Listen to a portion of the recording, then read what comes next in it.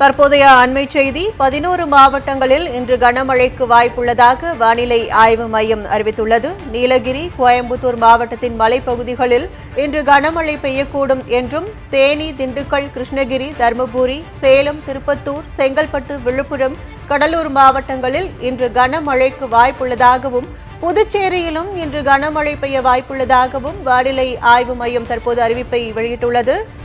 நீலகிரி, கோயம்புத்தூர் மாவட்டத்தின் மலைப்பகுதிகளில் இன்று கனமழை பெய்யக்கூடும் என்றும், தேனி, திண்டுக்கல், கிருஷ்ணகிரி, தருமபுரி, சேலம், திருப்பத்தூர், செங்கல்பட்டு, விழுப்புரம், கடலூர் மாவட்டங்களில் இன்று கனமழைக்கு வாய்ப்புள்ளதாகவும், புதுச்சேரியிலும் இன்று கனமழை பெய்ய வாய்ப்புள்ளதாகவும் வானிலை ஆய்வு மையம் அறிவித்துள்ளது.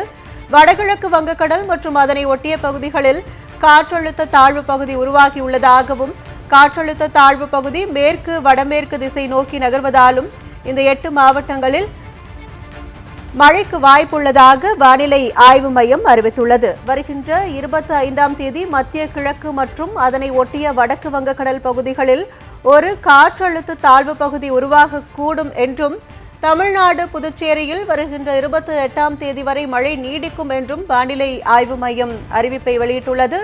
சென்னை மற்றும் புறநகர் பகுதிகளில் வானம் மேகமூட்டத்துடன் காணப்படும் என்றும், சென்னை நகரின் ஒரு சில பகுதிகளில் இடிமின்னலுடன் கூடிய மிதமான மழை பெய்ய வாய்ப்பு உள்ளதாகவும் வானிலை ஆய்வு மையம் அறிவித்துள்ளதை அண்மை செய்தியாக பார்த்து வருகிறோம்.